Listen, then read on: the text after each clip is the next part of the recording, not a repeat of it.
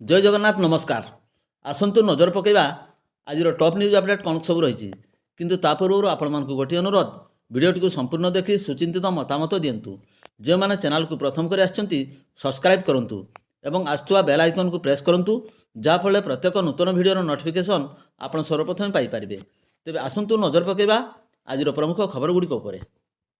आज प्रथम खबर रायरंगपुर प्रसिद्ध चलित वर्षर 39तम रथयात्रा बाहुड़ा यात्रा समारोह शांति श्रृंखला सह संपन्न हो पवित्र हरिशयन एकादशी थिबारु नीतिकांति पूजा चलापर रथ उपर आकर्षणीय सुनावेशर तीनजू चाण बेलार दर्शन देते मुख्य पूजक देवव्रत महापात्र और साथी पूजकों सह रथारूढ़ महाप्रभुंर महा आलती बेश संपन्न होता।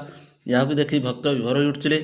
रायरंगपुर 39तम बाहुड़ा यात्रा समस्त सक्रिय सहयोग शांति श्रृंखला सह प्रबल समागम मध्य संपन्न होता।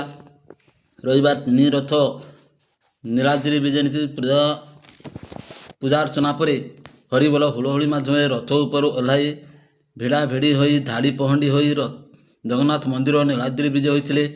मंदिर में पहंडी विजय होगा पर लक्ष्मीनारायण कली जात्रांग महास्नान होमयज्ञ अधरपणा लगी एवं रसगोला नीति अनुष्ठित होता। एथिपाई रथ यात्रा सब कमिटी पक्षर समस्त प्रकार व्यवस्था कराइथिला।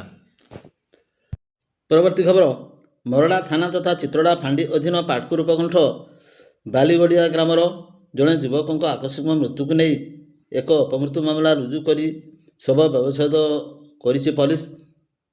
बालीगड़िया ग्रामर बाईधर सिंह पुओ प्रताप चंद्र सिंह 32 वर्ष रविवार सकाଳେ शौच होगाकू घर निकटस्थ बिलकू जाइथिबा बेले कौनसी कारणर बिल भितर थिबा पानी रे पड़ी कादुओ लटपट हो अचेत अवस्था पड़ी रही। घर लोके तांकू गुरुतर अवस्था सेठारु उद्धार करी निकटस्थ किसानताणी डाक्तरखाना को नहीं आनी सेठारे कार्यरत डाक्तर प्रताप को मृत घोषणा करते। चित्रोड़ा फांडी अधिकारी भीमसेन मल्लिक मृतदेह जबत कर एने मरड़ा थाना एक अपमृत्यु मामला रुजु कर युवकों एभली आकस्मिक मृत्यु पछर कारण नहीं पुलिस घटनार तदंत जारी रखा फांडी अधिकारी भीमसेन मल्लिक कहते। परवर्ती खबर बिलरे तली लगाइबा बेले विषाक्त साप कामड़े जड़े व्यक्ति गुरुतर भाव आहत हो करंजिया उपखंड चिकित्सालय भर्ती होता जमापड़ी। झारखंड मझीगाँ हलदिया स्थित मालती हेम्रम 50 वर्ष स्वामी अभिराम हेम्रम शनिवार अपराह प्राय 4:30 समय बिलरे तली लगाउथवा समय विषाक्त साप कामुड़ी देता। परिवार लोके तांकू प्रथमे ररुआ गोष्ठी स्वास्थ्य केन्द्र को चिकित्सा नहीं सेठारे प्राथमिक चिकित्सा कराइथिला मात्र अवस्था गुरुतर हो पड़ता।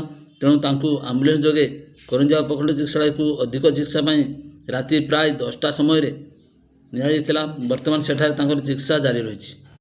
परवर्ती खबर बेतनोड़ी डाक्तरखाना शनिवार जड़े स्त्री और प्रसूति विशेषज्ञ जोग देथिबा जमापड़ी। पूर्वर स्त्री प्रसूति विशेषज्ञ भाव डाक्तर नीतीश कुमार दत्त थिला बेले शनिवार भद्रक डाक्तरखाना को स्त्री प्रसूति विशेषज्ञ डाक्तर खगेश्वर मारंडी बेतनोड़ी डाक्तरखाना जोग देइछंती। बेतनोड़ी डाक्तरखाना स्त्री और प्रसूति विशेषज्ञ संख्या 2 रे पहुंची। एवं स्त्री रोगर सुधार आसो बोली साधारण आशा प्रकाश कर। परवर्ती खबर शौच होगाकू जाइथिबा बेले पानी रे पड़ी जड़े युवकों मृत्यु होता जमापड़ी। राजगोविंदपुर ब्लॉक कमालडिहा पंचायतर पुराणा पाणी ग्रामर गुजा हांसदा 62 वर्ष शौच होगाकू जाइथिबा बेले असावधानतावश पानी रे पड़ी मृत्युवरण करछंती। दीर्घ समय घर को न फेरिबारु परिवार एवं स्थानीय लोक माने खोजाखोजी करी तांकू चाष जमी पानी उद्धार करी चिकित्सा राजगोविंदपुर स्थित डाक्तरखाना आनी सेठारे डाक्तर तांकू मृत घोषणा करते। पुलिस मृतदेह को जबत कर व्यवच्छेद पठाई परिवार वर्ग को हस्तांतरित कर।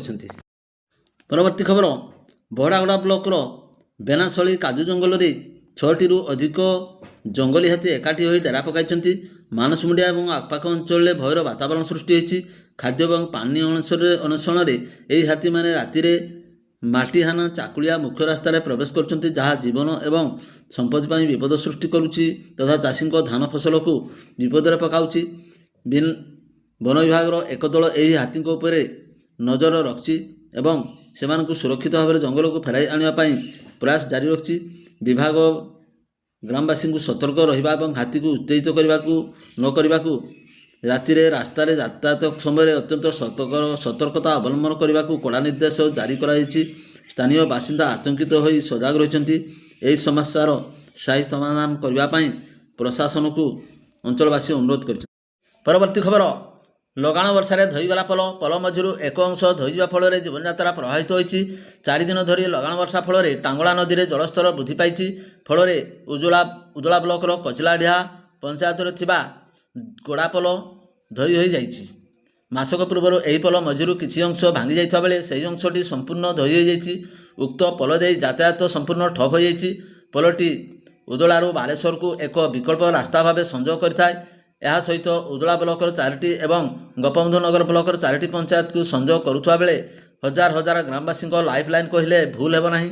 ହେଲେ ଏହି ପୋଲ ଧୋଇଯିବା ଫଳରେ ଲୋକେ ନାହିଁ ନଥିବାର ଅସୁବିଧାର ସମ୍ମୁଖୀନ ହେଉଛନ୍ତି। ଏପରିକି ବିପଦସଂକୁଳ ଭାବେ ଭରା ନଈରେ ଲୋକମାନେ ପାର ହେଉଥିବା ଯୋଗୁଁ ଅଘଟଣ ଘଟିବା ଆଶଙ୍କାକୁ ଏଡ଼ାଇ ଦିଆଯାଇ ନପାରେ।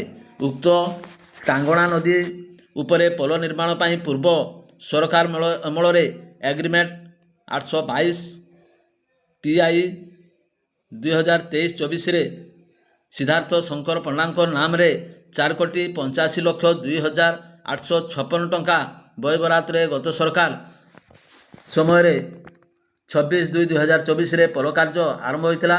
ଏହି କାର୍ଯ୍ୟ 26/2/2025 ସମ୍ପୂର୍ଣ୍ଣ ହେବା କଥା ଫଳ କରିଛି। ମାତ୍ର ଇତିମଧ୍ୟରେ 17 ମାସ ବିତି ଯାଇଥିଲେ ସୁଦ୍ଧା ସମ୍ପୂର୍ଣ୍ଣ ହୋଇପାରିନି। ଏପରିକି 20% କାର୍ଯ୍ୟ ମଧ୍ୟ ସରିନଥିବା ଲକ୍ଷ୍ୟ କରାଯାଉଛି। ପରବର୍ତ୍ତୀ ଖବର, ମୟୂରଭଞ୍ଜ ଜିଲ୍ଲା ଜାମଦା ବ୍ଲକ ପାସନା ପଞ୍ଚାୟତ ଅନ୍ତର୍ଗତ ହରିଲାବେଡ଼ା ଗ୍ରାମର ମନ୍ଦିର ସାହି ନିକଟରୁ ହେସେଲପାଟା ଛକ ଯାଏଁ ରାସ୍ତା ପ୍ରଶାସନିକ ଅଧିକାରୀଙ୍କ ଖାମଖିଆଲିଆ ମନୋବୃତ୍ତି ପାଇଁ ଦୀର୍ଘ ଦିନ ଧରି ଏହି ରାସ୍ତାରେ କୌଣସି କାମ ନ ହେବାରୁ ରାସ୍ତା ଅବସ୍ଥା ସଙ୍କଟାପନ୍ନ ହୋଇପଡ଼ିଛି।